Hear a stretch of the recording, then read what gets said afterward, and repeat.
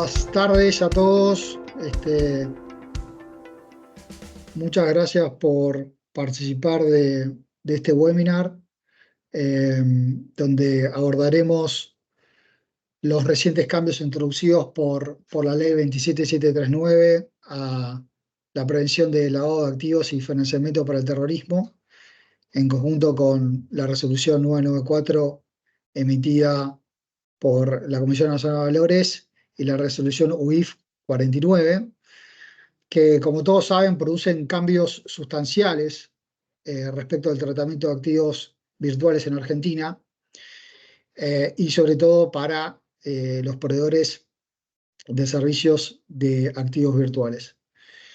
En ese contexto, hemos invitado a disertantes que han tenido una participación activa en todo el proceso de redacción de la legislación y regulación, y a tal efecto, permítame presentar a Juan Pablo Friedenberg, quien es abogado y doctor en Derecho de la Universidad de Buenos Aires. Fue funcionario de la AFIP durante más de 2 décadas, ejerciendo funciones en las áreas jurídicas de dicho organismo, y actualmente se desempeña como director de asuntos públicos en la FinTech Crypto Lemon Cash. Por su parte, Jonathan Bensoussan es abogado especializado en Derecho Penal y Derecho Penal Económico de la UBA y magíster en Derecho Penal por Universitat Pompeu Fabra en Barcelona, y cuenta con un certificado en Compliance y en Investigación de Fraude en Criptomonedas. Cumplió diferentes funciones en el Poder Judicial de la Nación y fue abogado querellante en la UIF, y actualmente es asesor en Compliance y Políticas Públicas de Satoshi Tango.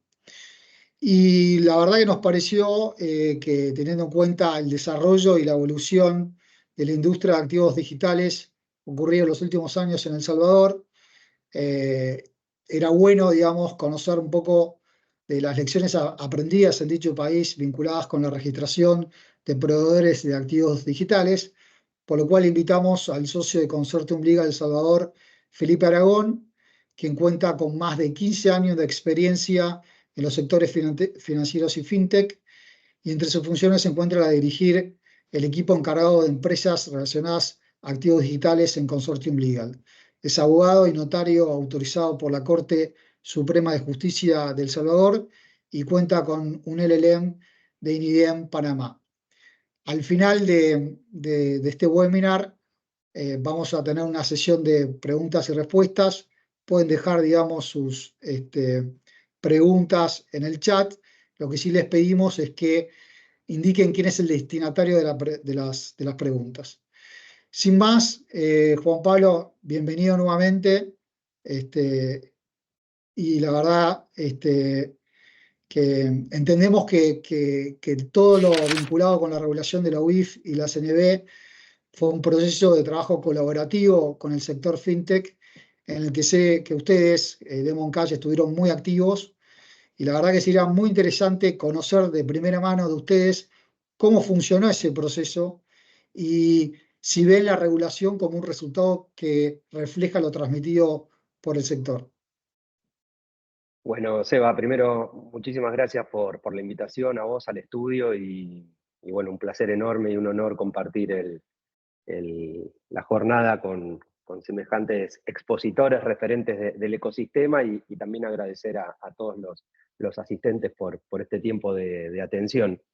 Sobre tu pregunta, que agradezco porque creo que es interesante y por lo menos para mí una experiencia bastante novedosa con varios años de trabajo en materias regulatorias varias. La verdad que sí, que formamos parte de distintas mesas de trabajo, en mi caso desde Lemon, con otros compañeros de las áreas de compliance de Lemon y de otras áreas también, dependiendo del tema que debía analizarse a los fines de su potencial regulación, tanto con la Unidad de Información Financiera como con la Comisión Nacional de Valores. Pero para hablar de ese proceso y de sus resultados, creo que es interesante retrotraernos un par de años para entender cuál era la situación y cuál era el panorama de la industria con relación a potenciales regulaciones.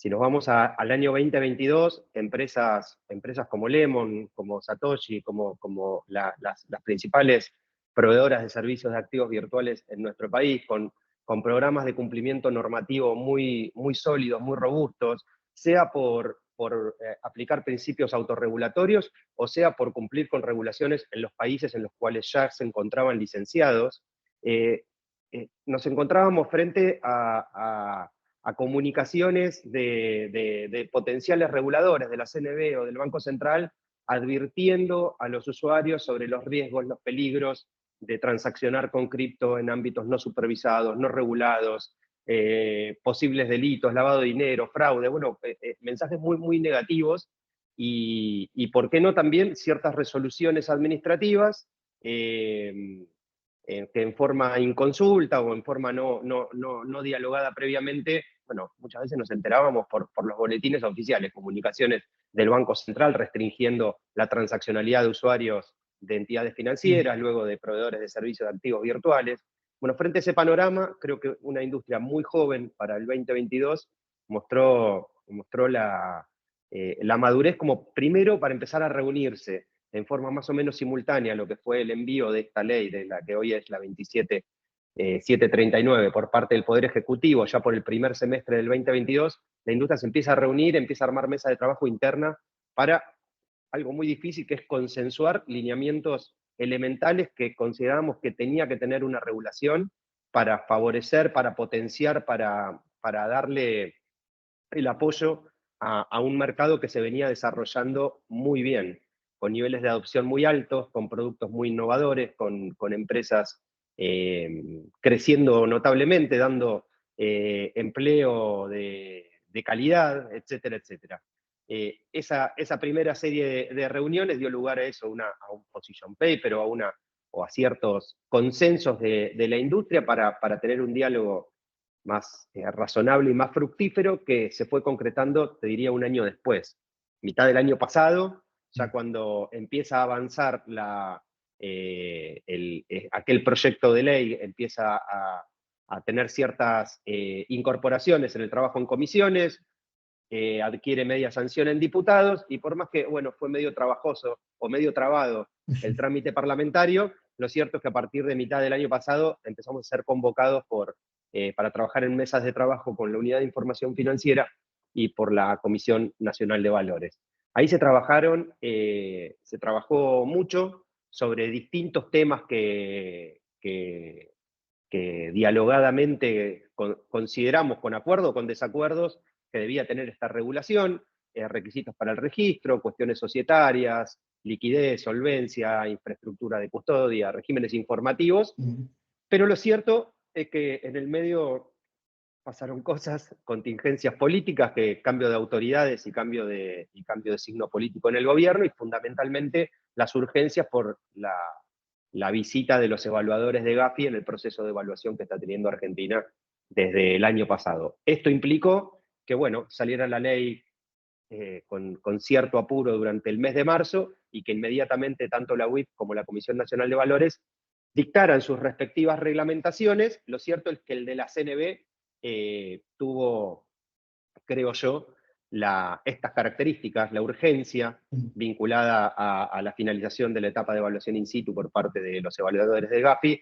de modo que lo que se terminó concretando en esta primera etapa, me gusta verlo así, como un hito más dentro del proceso regulatorio que va a tener cripto, que viene teniendo y que va a tener durante los próximos años. Lo que tenemos hasta ahora es un primer registro que, como la propia CNB indica en su resolución, tiene efectos o tiene una finalidad estrictamente identificatoria, ¿sí? Así que, bueno, creemos que hay un trabajo muy, muy, muy interesante, muy robusto, que va a poder ser aprovechado en esta continuidad del proceso regulatorio, que de nuevo la CNB ya nos advierte que este registro no impide que en futuras resoluciones se establezcan otros requisitos para una licencia o para un registro, digámosle, un poco más robusto. Y ahí, Juan Pablo, yendo puntualmente a la resolución general a 994, ahí, ¿cómo ves o cómo creen ustedes que impacta el registro de la CNB en la actividad y los negocios de operadores de servicios activos virtuales? En el sentido, ¿Le va a brindar formalidad? ¿Ustedes creen, digamos, que, digamos, fija o delimita, digamos, pongamos así, los límites de la cancha para ver dónde está parado cada uno y qué puede ser cada uno, digamos, dentro del mercado? ¿Cómo lo están viendo ustedes? Bueno, el primer efecto de este registro es disparar un estatus jurídico fundamental ante el sistema de prevención de lavado de dinero, ¿sí? Este es la principal finalidad que tiene hoy la registración ante la CNB. La ley coloca a la CNB como regulador, digamos, y la CNB explicita este deber que tiene a partir de la ley, y el juego de la 27739 con la ley de mercado de capitales, estableciendo o expresando estas facultades que le da la CNB de llevar Mm, adelante registros, autorizar, suspender o revocar autorizaciones, ¿no? En ese marco, empresas como Lemon y las más las conocidas en el mercado, creo que no hay dudas en cuanto a, por la raíz que tenemos con la Argentina, con el mercado argentino, etcétera, etcétera, no hay dudas en cuanto a que, bueno, nada, todos vamos a ir a registrarnos, a tener nuestro número de registro. Creo que esto nos da un primer paso en términos de reglas claras que la industria venía reclamando. También nos coloca frente a un interlocutor claro, como proveedores de servicios de activos virtuales, pasa a ser la CNB, y esto no es un dato menor, mm, no es lo que teníamos hasta ahora.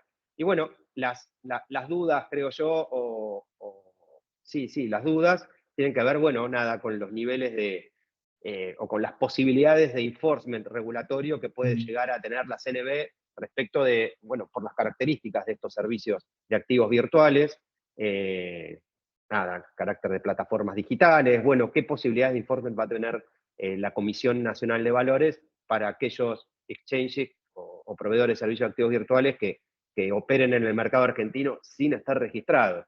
Mm. Nos imaginamos situaciones análogas a a otros casos, a otros mercados, no sé, transmisión de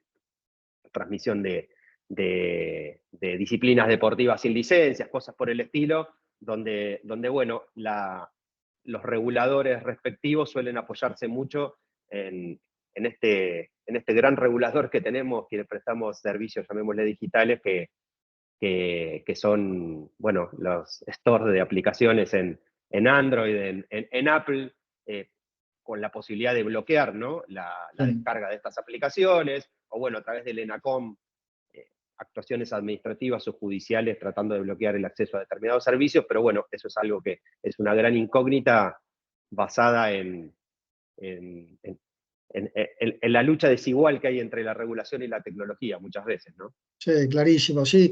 Y ahí si uno ve la resolución número 4 claramente le otorga las mismas facultades que surgen del artículo 19 de la Ley de Mercado de Capitales. Es decir, no solamente llevar el registro, sino también supervisar, fiscalizar y obviamente tener poder disciplinario. Así que nada, ahí sería bueno después formular una pregunta a Felipe para ver cómo ha sido la experiencia en El Salvador en ese sentido. Creo que lo podemos linkear con esto. Y un poquito yendo, quizá ya nos adelantaste Aldo, pero yendo para adelante, para el futuro, ¿cómo suponen que serán los próximos pasos sobre el sector en términos regulatorios, tomando en cuenta que las propias resoluciones, tanto de la CNB, la 994, como la 49 de la UIF, dan pautas de futuras normas que podrían sucederse, digamos, en el futuro? Sí, tanto desde lo que vos señalás, desde lo formal, que son las propias resoluciones que indican esto no impide que a futuro, o en la resolución de la UIF, que también da cuenta de futuras eh, regulaciones o reglamentaciones un poco más precisas o más profundas sobre algunos aspectos de la relación de los PCABs con la UIF. Lo cierto es que imaginamos esto, esperamos que a través de mesas de trabajo, manteniendo ese diálogo y esa fluidez en la información en un mercado que tiene un componente técnico y tecnológico muy fuerte, muy alto. Bueno, Mm, esperamos que mediando esas mesas de trabajo, bueno, se vaya avanzando y que lo que planteábamos en una primera instancia de la industria, que la regulación sea paulatina, sea progresiva y no sea de repente con niveles de exigencia o estándar que se aplican por ahí a otras industrias que tienen muchas más décadas y mucha más madurez en su actuación en los mercados. Hay otro tema por fuera de estos dos ejes que venimos señalando y que son las novedades, lo que tiene que ver con UIF y con Comisión Nacional de Valores. Hay otro aspecto en el cual la industria, a través de la Cámara Argentina de FinTech, también fue explícita en la necesidad de que la regulación contenga un capítulo tributario. Las normas tributarias referidas al sector son muy escasas, no demasiado claras o precisas, y además tienen 6, 7, 8 años, pasó mucho tiempo desde aquel 2017, cuando aparecieron algunas normas en el impuesto a las ganancias, un poco dispersas. Lo que entendemos es que cualquier regulación, pero esta en particular, tiene que tener su hermanita tributaria que actúe estratégicamente en la línea que pretende la regulación, que es que pasemos a tener un entorno regulado, con exchanges registrados, con determinados estándares que establecerá la regulación para cumplir los principios que marca la ley, ¿no? La ley habla de que tiene que protegerse la integridad del mercado, los derechos del consumidor o del inversor, determinados principios que entendemos que es importante que además de que se reglamenten, que de nuevo, a través de la principal herramienta creemos que existe, que es la herramienta tributaria, justamente existan los incentivos para que ese entorno no solo no se asfixie o no se destruya, sino que por el contrario, se lo fomente y se lo acompañe en estos primeros pasitos regulatorios. Y ahí apelo un poquito a tu experiencia de la FIP. Ya con la nueva línea, digamos, de conducción de la FIP, ¿ya empezaron a hablar de esto, digamos, de cuál es el tratamiento tributario que hay que darle a los activos virtuales? Porque, a ver, es fundamental para el desarrollo de la industria. Sabemos que Argentina tiene un ecosistema cripto y activos digitales bastante grande en comparación con otros países de LATAM. Así que, no sé, ¿hay algo que nos puedas adelantar? Con la FIP hubo y hay diálogo. Sí, hay que dejar en claro que la FIP aplica, digamos, la política tributaria que define el Congreso. De todos modos, la Cámara Argentina FinTech elaboró un proyecto de reforma tributaria para activos virtuales que la hizo pública, no el articulado, pero sí los lineamientos, y a través de la Cámara se está, bueno, comunicando, explicando ante las autoridades competentes cuáles son estos lineamientos y los beneficios y la potencialidad que tiene lo que vos decís, Seba, darle un acompañamiento a un mercado que se viene mostrando muy, muy dinámico y con beneficios claros para las personas, que son muchos adoptantes, que tienen que ver con facilitarle la vida financiera muchas veces a personas que no acceden a los productos financieros tradicionales. Entonces, tenemos buenas expectativas con que estas propuestas sean tomadas y sean llevadas a cabo con los tiempos legislativos que necesariamente van a tener que conllevar, ¿no? Perfecto. Bueno, muchísimas gracias, Juan Pablo, por tu descripción, digamos, de la regulación, más que todo vinculada con CNB. Quisiera darle la participación a Jonathan, digamos, para que nos cuente un poquito sobre la regulación de UIF, la 49. El pillo es todo tuyo, Johnny. Bueno, ¿cómo andan? Buen día. Muchas gracias, Sebastián, por la invitación, y al estudio Farrell también por el espacio que está dando. Un placer estar con los colegas comentando estas nuevas regulaciones y la nueva situación, bueno, que hace a la industria local, ¿no? Yo creo que, y en línea con lo que contaba Juanpi, esto hay que verlo un poco también con una modificación más amplia, ¿no?, del sistema de prevención de lavado de activos a nivel nacional, que cuando me refiero a más amplia, me refiero a darle mayor amplitud a la industria cripto nomás.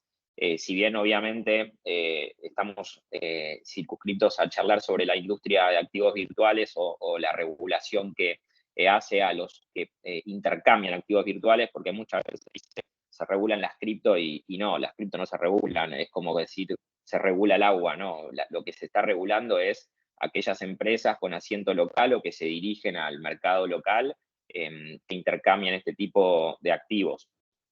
Y bueno, cuando decía que hay que darle una mirada un poco más amplia, me refiero a la modificación reciente del Sistema Nacional de Prevención del Lavado de Activos, que entre otras cuestiones hace a las empresas que intercambian estos productos como sujetos obligados a cumplir con la normativa WIF, que ahora vamos a ver un poco en detalle la resolución 49 o los puntos principales de la resolución. Pero a mí me parece muy importante la palabra que mencionó Juan, ¿no? El enforcement o el poder de policía que tiene la WIF y en particular cómo opera este poder de policía en el marco de, bueno, no solamente de la regulación que hay que cumplir, sino de la ulterior aplicación de la regulación, que es una de las responsabilidades que tiene el Estado y de una de las recomendaciones del GAFI, ¿no?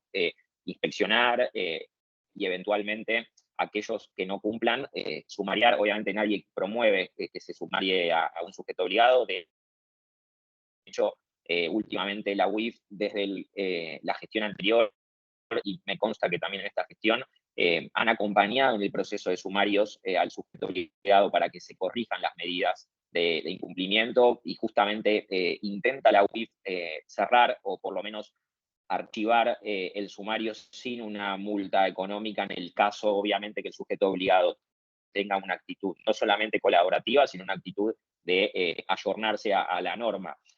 Desde ese lugar, también vemos que no solamente se han aumentado las sanciones pecuniarias, sino que la UIF tiene una facultad, como decía Juanpi, de avisarle o de sugerirle al regulador natural que regula el core del negocio, que en este caso es la CNB, que le impida continuar con la habilitación para poder cumplir con el registro. Y bueno, ahí en particular,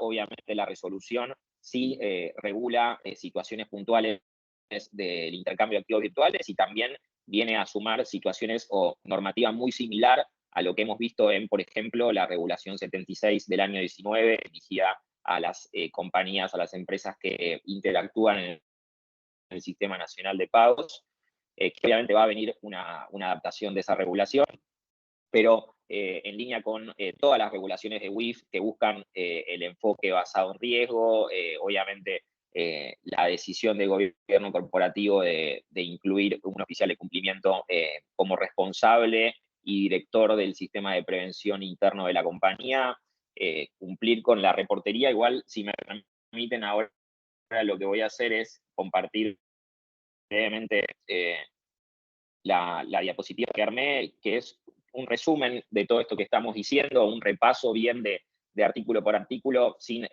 describir en detalle, pero sí vamos a comentar un poco cómo arranca esta resolución y hacia dónde va y qué cuestiones tiene en particular vinculadas al intercambio de activos virtuales.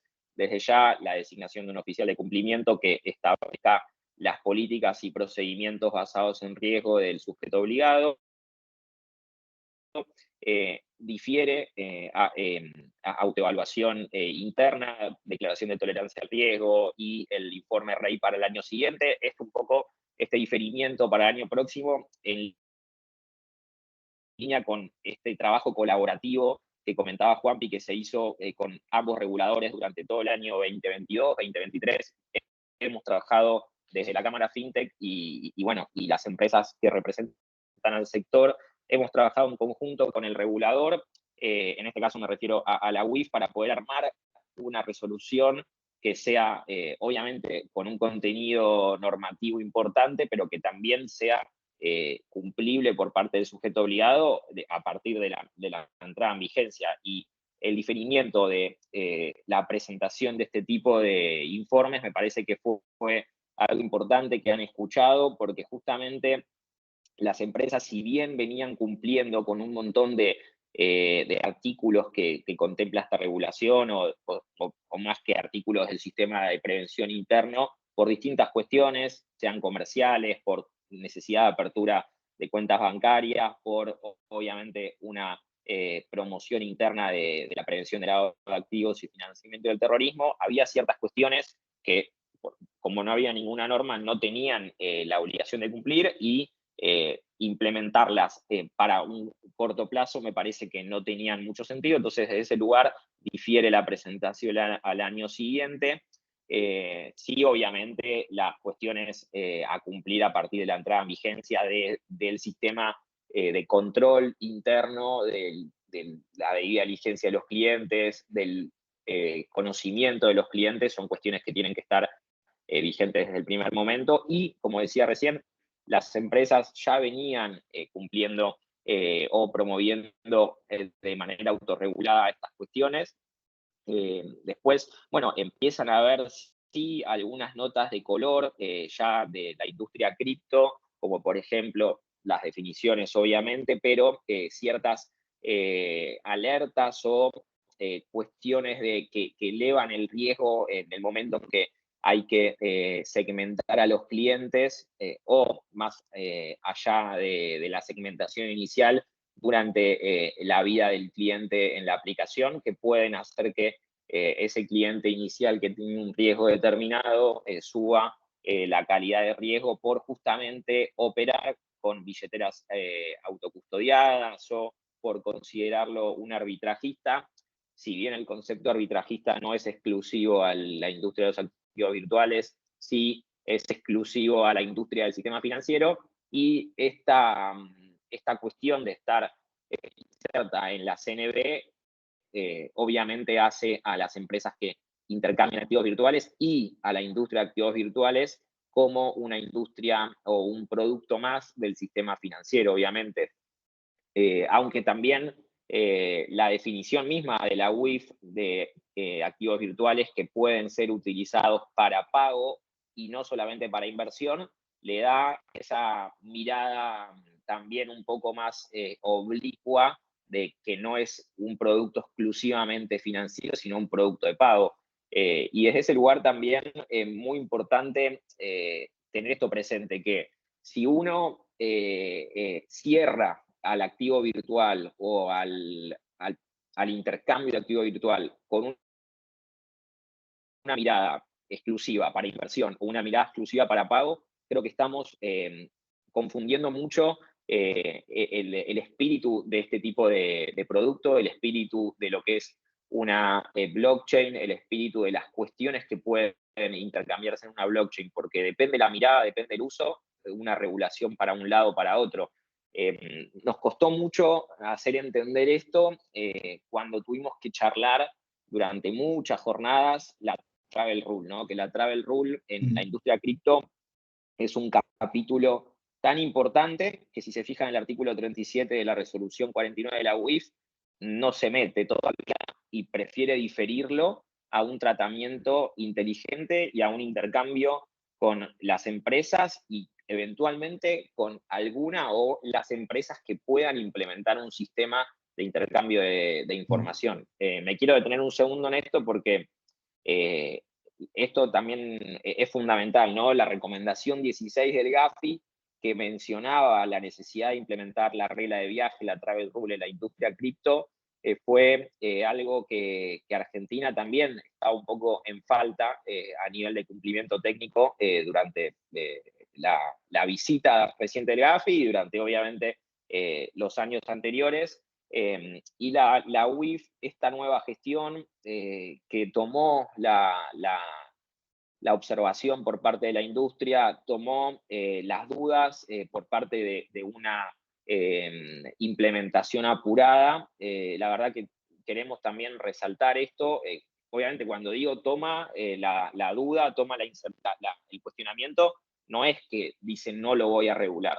Dice en la resolución lo voy a regular en algún momento próximo, obviamente en línea con lo que me está diciendo el GAFI y en línea con lo que las empresas me digan que van a poder cumplir. Y ato esto a la mirada de el pago y no solamente la inversión, porque durante un momento de las charlas que hemos tenido con la gestión anterior, que también quiero resaltar que ha sido una gestión sumamente importante para el diálogo y que la verdad que veo en la UIF una cuestión extraña y ajena a lo que pasa en nuestro país, que hay una continuidad institucional de trabajo, ¿no? Y ojalá que todas las instituciones puedan mantener este tipo de mirada continua y no solamente darle un sesgo político a lo que se hace. Creo que es una de las grandes falencias que tiene nuestro país, ¿no? Pero durante todas estas conversaciones que hemos tenido, en un momento se quería implementar esta regla, que transacciones por debajo de, no recuerdo si eran 300 o 500 dólares, obviamente a un tipo de cambio a designar en pesos, o un tipo de cambio de referencia lícito, como por era el contado con liquidación o el dólar MEP, tenía que tener, esa transacción tenía que tener la información del emisor y del receptor. ¿Y por qué me hago énfasis en esto y visualizamos la complejidad? Porque le dijimos al regulador, imagínense, o por lo menos hoy no estamos viendo a cripto como un medio de pago difuminado en todas nuestras transacciones diarias, pero imaginémonos que estamos yendo a comprar un café a cualquier local o a cualquier casa de café y le queremos pagar con cripto. Cuando vamos a hacer el pago, le preguntamos al cajero el nombre y apellido de quien nos está vendiendo el café o incluso la razón social de la empresa. Nos van a mirar con una cara de locura absoluta y esa transacción que debería ser tan inmediata como la que estamos acostumbrados va a trabarse. Le explicamos eso al regulador y entendió lo que estábamos diciendo y en ese momento había diferido o ampliado el umbral de tener la información del emisor y el receptor y nos daba la posibilidad a las empresas de que en ese tipo de transacciones, y para cumplir justamente con el espíritu de prevención de lavado, tengamos la obligación de optar por pedir esa información o por chequear esa transacción en la blockchain, ¿no? En estas, o no solamente en la blockchain, sino en estas empresas de trazabilidad, de información, de inteligencia, de trazabilidad y de análisis de la blockchain, y en función de un riesgo que nos devuelva esa consulta, bueno, uno iba a tener que hacer algún tipo de diligencia distinta. Pero muy importante esto y obviamente vamos a recalcar esta situación y esta visión distinta de pago e inversión durante las gestiones que se hagan con la UIF actual o con el regulador actual para lo que va a ser el capítulo aparte de la regla de viaje. Después, obviamente, las capacitaciones y las cuestiones naturales que hacen a todo sistema de prevención interno, y también llama la atención un poco esta alternativa o esta obligación de debida diligencia que uno tiene que tener en caso de que haya un depósito en efectivo. Y cuando digo llama la atención, la realidad es que la industria, o por lo menos las empresas que representan a la gran mayoría de los usuarios, en general no aceptan la posibilidad de cashing en efectivo, justamente porque veíamos a estas alternativas como un riesgo mayor en materia de prevención del lavado de activos, y todas las operaciones o todas las posibilidades de carga de saldo, digo en general, siempre se me puede escapar alguna, pero en general eran de manera con transferencia bancaria. Bueno, después, como también dato adicional o como cierre de la resolución, allá por el artículo 36 o 35, tenemos los regímenes informativos mensuales, los RCM, que en conjunto con otros sujetos obligados tienen que también cumplir con esta obligación de reportería. Bueno, habla de ciertos umbrales, en este caso de 6 salarios mínimos vitales y móviles, capaz es un umbral un poco inferior al de la resolución 76, que habla de 14 salarios. Ahí, bueno, obviamente hubo un intento de subir ese umbral que lamentablemente no se consiguió. Pero bueno, la realidad es que va a haber que cumplir con esta reportería, también con las altas y las bajas. un poco en línea con lo que ya sucedía frente a el fisco, que también ha implementado con la resolución 4614 una obligación de reportería para todas las billeteras virtuales, no solamente para aquellas empresas que vendían activos virtuales. Así que bueno, este es un poco el panorama normativo. Como conclusión, ¿qué veo que vino a cambiar? La realidad es que vino a em, iluminar en un papel una cuestión que ya se venía cumpliendo casi en igualdad, porque como dije al principio, las empresas que intercambian activos virtuales en un origen allá por 2018, 19, capaz Satoshi Tango es un poco más antigua o es de las primeras del país, pero en línea con Lemon, que también vino a traer una mirada muy moderna y muy disruptiva de lo que es la blockchain y una mirada simple que obviamente acompañó en la atracción de usuarios. Y nosotros obviamente desde Satoshi celebramos tener colegas como Lemon Cash.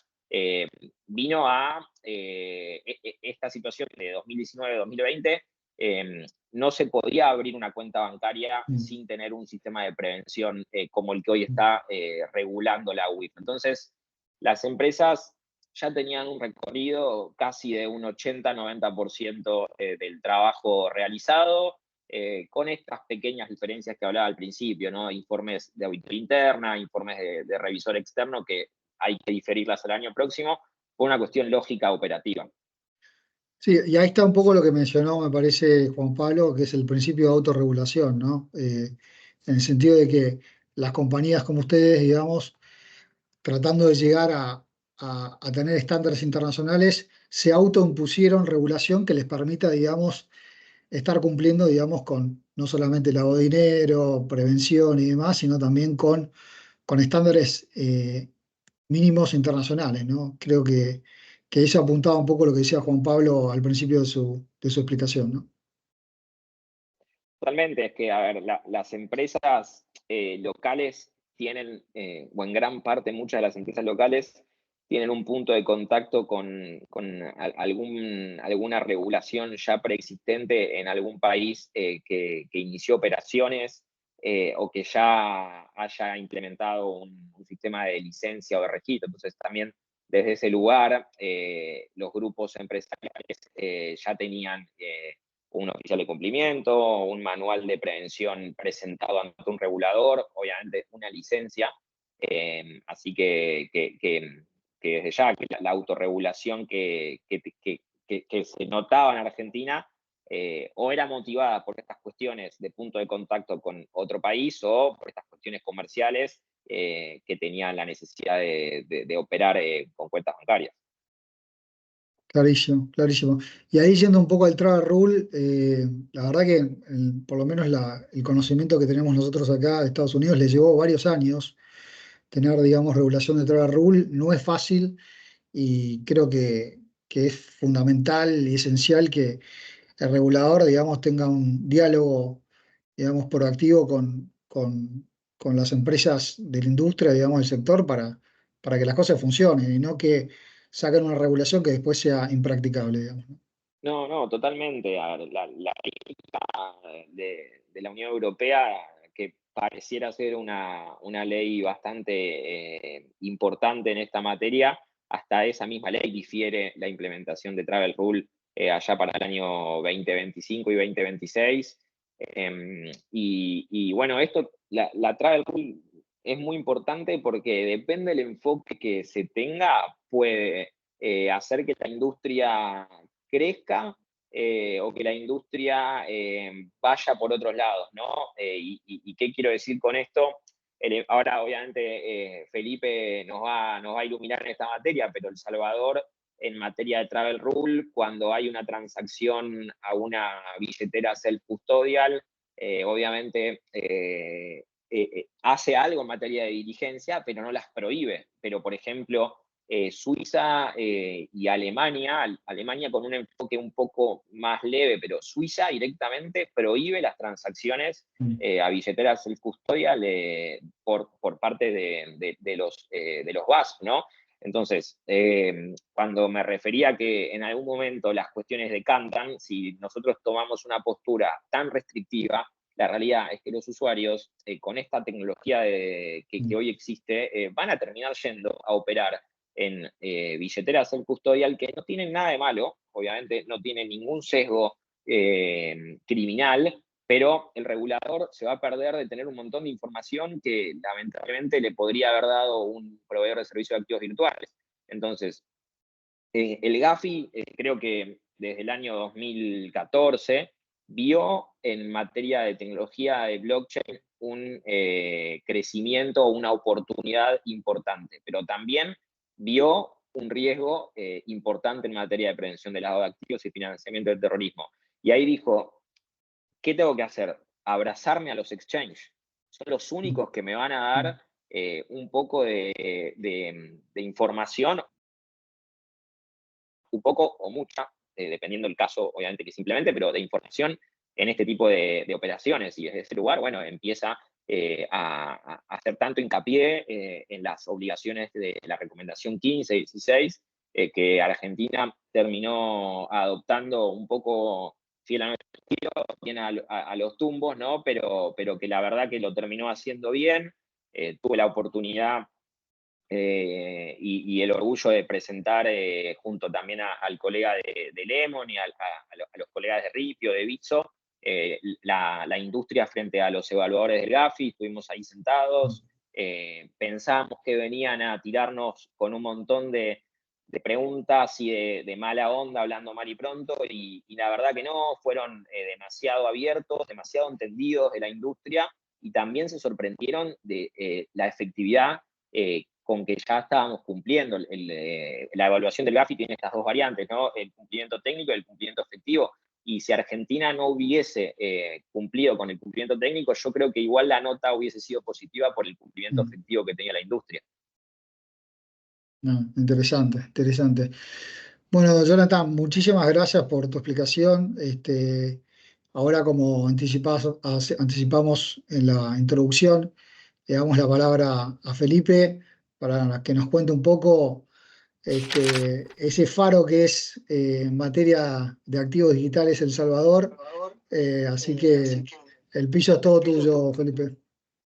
Gracias, Sebastián. Bueno, primero que nada, agradecer el espacio para hablar de este tema tan importante y empezar esta conversación, pues también agradeciendo a Juan Pablo y a Jonathan, quien nos ha dado una buena idea de cómo funciona y de lo que se espera que suceda en Argentina y de lo que está sucediendo.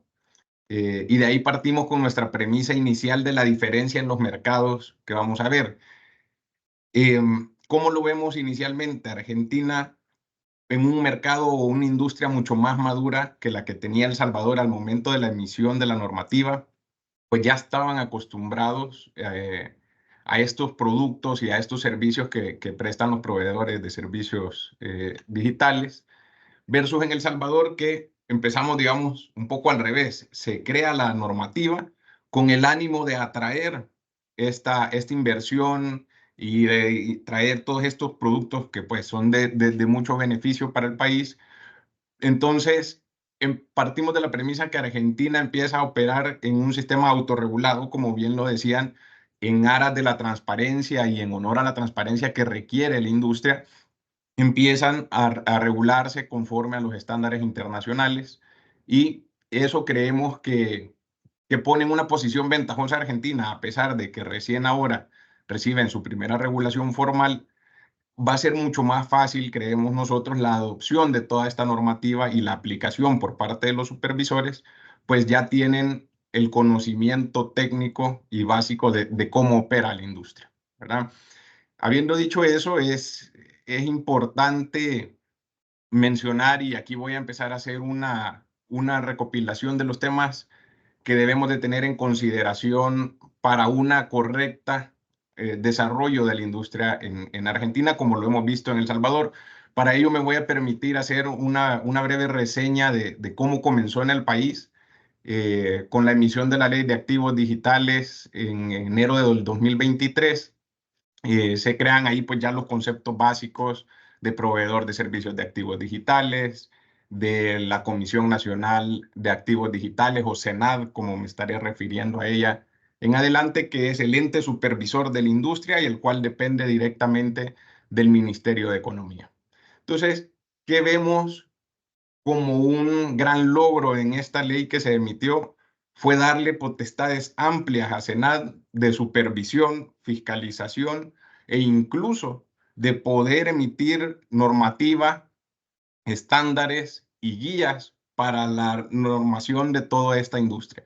¿Esto por qué adquiere mucha relevancia? Bueno, porque yo estoy creando un ente supervisor y le estoy dando dientes de entrada. Es decir, de nada me sirve que solo supervise y que reciba la información si no va a poder proteger al ecosistema.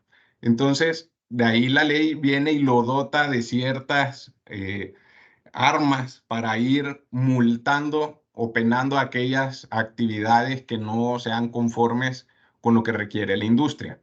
Y el otro punto, pues el punto normativo, reglamentario, pues también esto es ideal porque, como sabemos, esta industria va volando. Esta no es la industria del futuro, realmente es la industria de lo que está pasando ahora, y esto va mutando a una velocidad impresionante y el supervisor tiene que mantenerle el paso y el ritmo a la industria. Entonces, intentar una legislación en la que me obliga a pasar por Congreso, por Asamblea Legislativa, podrían haber ahí temas de discusiones, interpretaciones, sesgos, etcétera, que no me permitan acompañar normativamente a la industria como se debe. Entonces, para nosotros es un buen acierto que se le permita esta facultad normativa a la CENAD, en la que a través de guías van a poder ellos ir normando cómo funciona la industria. Y esto lo veremos más adelante con una guía pues muy importante emitida en diciembre del año pasado, que recopila algunas de las recomendaciones emitidas por el GAFI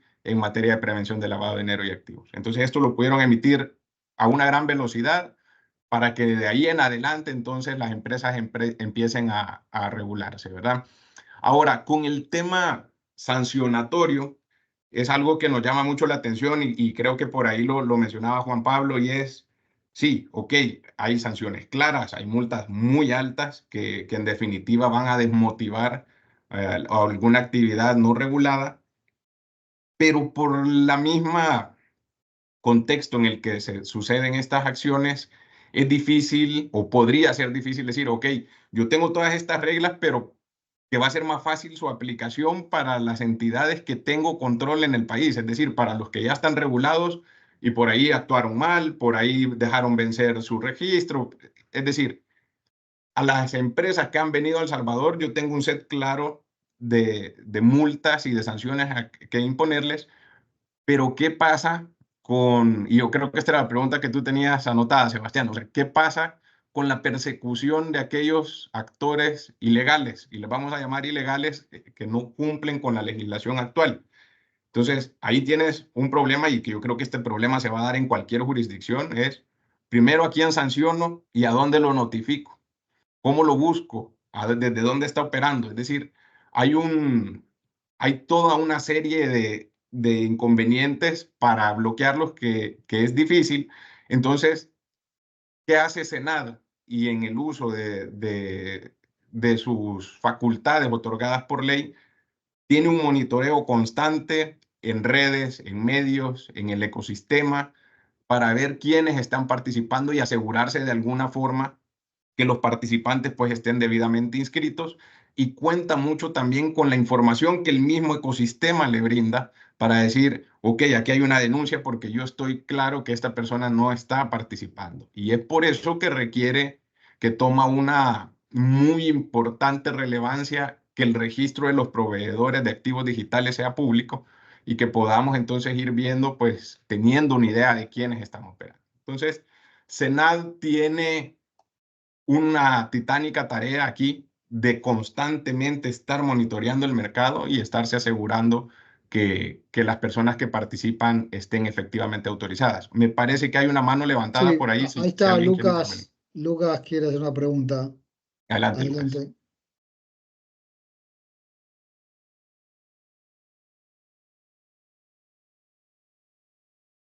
Bueno, parece no. No, yo apuntando, digamos, a lo que decís, y un poco ya lo hablamos entre los tres la semana pasada, a ver cómo me imagino el enforcement de la Comisión Nacional de Valores acá en Argentina para aquellos que no se registren, digamos, en el registro de proveedores de activos virtuales. La realidad que lo difícil va a ser, digamos, notificar a, no sé, a una compañía que está registrada en Gibraltar, en las Islas Vírgenes Británicas, Hong Kong o cualquier otra jurisdicción para que cese, digamos, su actividad de oferta de servicios de activos virtuales en Argentina o a residentes argentinos, para lo cual habrá que ver si la CNB tiene las herramientas o los instrumentos para monitorear lo que hace tu regulador en El Salvador. La verdad, no lo sé, no sé, capaz que Juan Pablo o Johnny lo charlaron en su momento, me cuesta creer eso, pero, pero el problema es cómo lo notificás. Y ahí es donde hay herramientas que cuenta la CNB hace ya muchos años. Yo tengo más de 20 años en Mercado de Capitales, me acuerdo los primeros memos de entendimiento de cooperación fueron firmados en los 90, con lo cual la CNB tiene con los organismos reguladores de valores negociables, volvamos a lo mismo, valores negociables que no pueden, quizás no son los mismos que regulan, digamos, activos digitales en cada una de las jurisdicciones, ¿no? Eh, Esos memorandos de entendimiento que le permiten, utilizando, digamos, al organismo regulador de esa jurisdicción, poder notificar o el inicio de un sumario administrativo contra aquel eh, proveedor de servicios de activos digitales que no esté registrado en Argentina. Así que no sé si es la misma, cuenta lo mismo, digamos, en El Salvador con respecto a tu regulador, ¿no? Sí, en definitiva, Sebastián, existen esos mecanismos y también la Senad tiene dentro de sus principios pues apoyarse del resto de instituciones de gobierno. Al final esto no se ve como una industria aislada ni como una entidad de supervisión aislada, sino pues una entidad cooperativa en la cual también va a tener mucho involucramiento la Fiscalía General de la República para hacer los acercamientos que sean necesarios y de aquellas acciones en las que pueden incluso pues, ser constitutivas de delitos. Naturalmente se va a tener ese intercambio de información con otros países para intentar detener esta actividad ilegal, ¿verdad? Habiendo dicho eso, y retomo algo que dices tú muy importante, y es el equipo que conforma el ente supervisor, y que por ahora es una persona que pueda, perdón, por ahora se cuenta con un equipo más robusto de parte de la Senad. Entiendo en Argentina es una institución que ya existía y que ahora pues se le otorgan estas facultades adicionales. Pero El Salvador fue un organismo que se creó desde cero, que no existía y bueno, pende del Ministerio de Economía, pero empezó a ser honestos con poco equipo, y el que ahora al ver una demanda grandísima y que lo hablábamos hace unos minutos, Sebastián, si ha habido un impacto en la industria en El Salvador, te diría que sí, efectivamente sí. Entonces ahí empezó, como decía, la importancia de que el supervisor vaya creciendo y se vaya moviendo con la industria. Han empezado a fortalecerse de forma rápida. Ahora cuentan con más de 25 personas en la comisión y con miras a seguirse fortaleciendo, a seguirse educando, a seguir compartiendo experiencias con fiscalía, etcétera, para ir haciendo un conocimiento, obteniendo un conocimiento mucho más técnico que el que ahora se cuenta, ¿verdad? Entonces hemos visto un crecimiento de la Senad rápido, pues en un plazo de un año más o menos están ahora pues bastante fortalecidos y con miras a seguir creciendo. La industria ha tenido una gran tracción, es decir, esta ley ha tenido mucha atracción de inversionistas, y de nuevo aquí voy a retomar lo que mencionaba Jonathan, es el tratamiento fiscal, y todo depende de la óptica con la que quieras estudiar lo que está ocurriendo en cada país.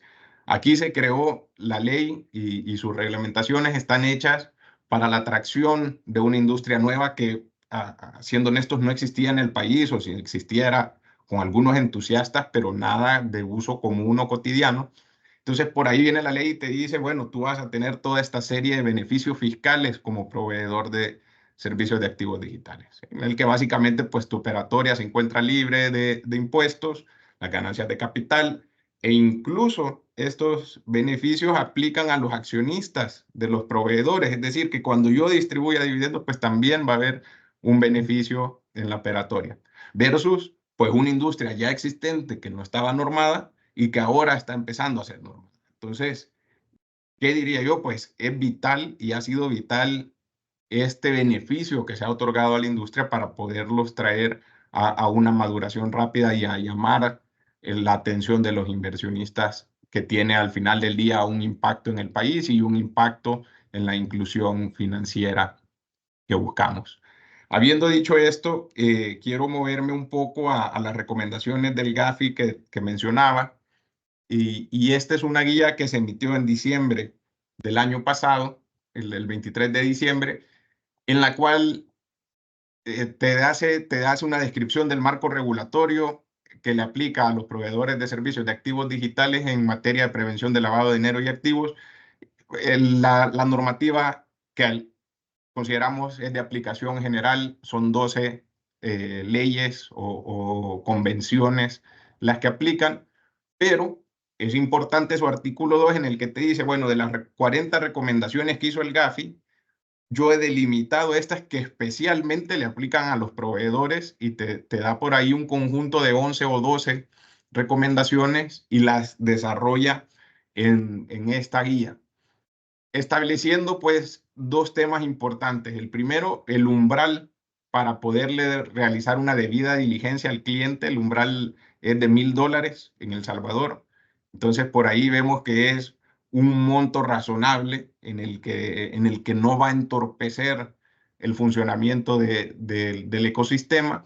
Y luego sí tenemos la aplicación del Travel Rule o regla de viaje, en el que te da los elementos mínimos que puede contener, de información que puede contener, que te lo divide en 8 sectores. Yo por aquí les puedo dejar en el chat los enlaces a toda esta normativa para que la puedan investigar si es de su interés, porque no creo que valga la pena discutirlo en detalle ahora, pero sí es importante mencionar que el Travel Rule, y lo dice al final del artículo 2, que bajo ninguna circunstancia un proveedor de activos digitales, de servicios de activos digitales, deberá dejar de recabar la información y almacenarla para ser utilizada por medio del Travel Rule en las transferencias de activos digitales, sin importar el monto de la operación. Entonces, pues por ahí ya estamos viendo también una aplicación un poco cerrada en el que vamos a tener que recaudar esta información en cada una de las operaciones que se esté realizando. De nuevo, esta es una guía pues muy reciente, emitida por la comisión y que ha sido recién notificada a todos los participantes del ecosistema, ¿verdad? Habiendo dicho esto, no sé, en aras del tiempo, Sebastián, si quisieras que amplíe en alguno. No, la verdad que clarísimo, y creo que de la exposición tuya nos queda claro de que hubo un crecimiento de la industria, a pesar, digamos, que fue al revés de lo que pasó en Argentina. En Argentina había industria, había ecosistema de activos digitales, pero no había regulación. En El Salvador, diferente, hay regulación y con eso creció. Y creo que el registro de proveedores de servicios de activos digitales no entorpeció, digamos, el crecimiento, el desarrollo, sino que ayudó a que actores que no estaban, digamos, operando en El Salvador, se registraran, digamos, en El Salvador y creciera, sobre todo, la oferta, digamos, de servicios, ¿no? Así es, y en definitiva esta reglamentación bueno, hay algunos mercados como lo estuvo operando Argentina en un área gris, y habrán quienes prefieran seguir operando así, pero yo creo que esta normativa ha sido muy bien elaborada. O sea, yo sí creo que aquí se tomaron el tiempo de pensarlo bien y de desarrollarlo bien para generar esa atracción. Entonces, al contrario, no espantó a la industria, como tú lo dices, sino que causó un interés y en definitiva puso a El Salvador en el mapa nuevamente. Perfecto, perfecto. Bueno, creo que no hay en el chat preguntas. Si alguien quiere levantar la mano o hacer una pregunta, tanto a Juan Pablo, a Johnny y a Felipe, bienvenidos. Si no, damos por concluido este webinar y obviamente les agradecemos a Felipe, a Juan Pablo y a Johnny el tiempo, la dedicación y obviamente los aportes que nos están brindando para el desarrollo de la industria. Y creo, digamos, a modo de conclusión, creo que es un paso importante para que se regule el registro de proveedores de servicios de activos virtuales y que va a traer más negocios, va a traer eh, va a mejorar, digamos, la industria y creo que la actual administración, digamos, de este gobierno también le interesa que exista, digamos, ¿no? Una evolución, un desarrollo de esta industria que no solamente le agrega valor agregado, sino que genera trabajo y nos permite expandir las fronteras a otros países, ¿no? Así que les agradecemos nuevamente el tiempo. Acá hay una pregunta de Leonardo Pérez. ¿Cómo quedan las empresas que operan en Argentina que también están constituidas en El Salvador? Quizás sea una pregunta para Felipe. Sí, bueno, es una buena pregunta y que también nos las hicimos nosotros por acá. Desde un punto de vista de legislación salvadoreña, en definitiva, tienen que seguir con su cumplimiento, reportería trimestral, es decir, con todo lo que ya la ley te impone y su licencia se mantiene vigente, pues siempre y cuando cumplan con los requerimientos de la legislación en El Salvador. Esto sin perjuicio que esta misma empresa constituida en El Salvador pueda aplicar o pueda registrarse en Argentina y operar allá, sea con la empresa constituida acá o crear una nueva ya. Y eso dependerá mucho de cada uno de los players, de cómo quieran manejarlo internamente. Y aquí, pues, Juan Pablo creo que quiere adicionar un poco más. Dale, Juanpi.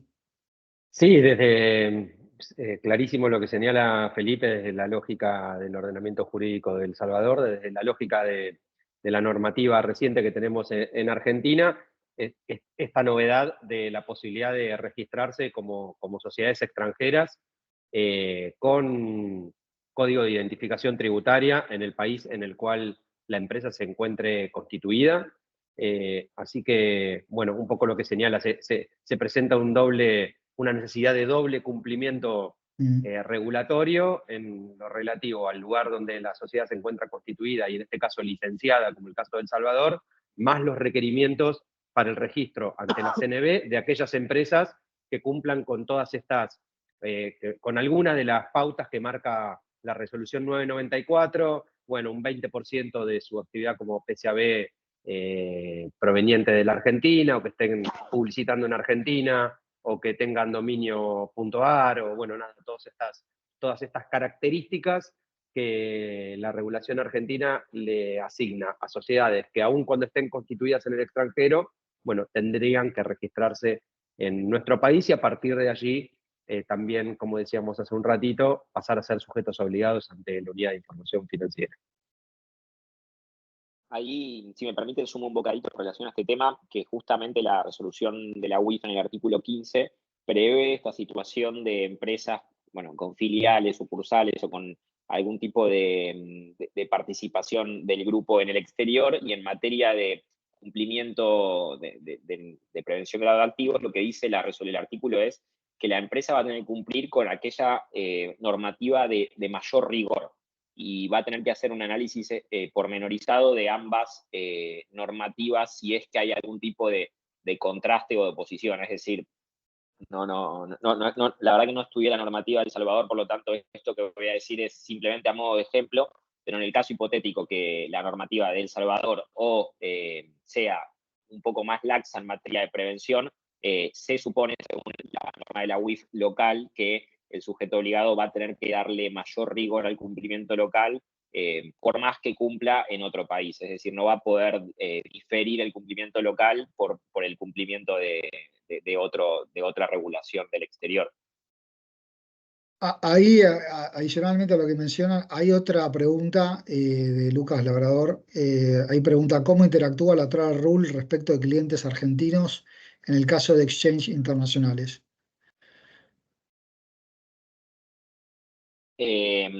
Bueno, esa situación también fue una de de los ejemplos de dificultad operativa en la implementación, ¿no?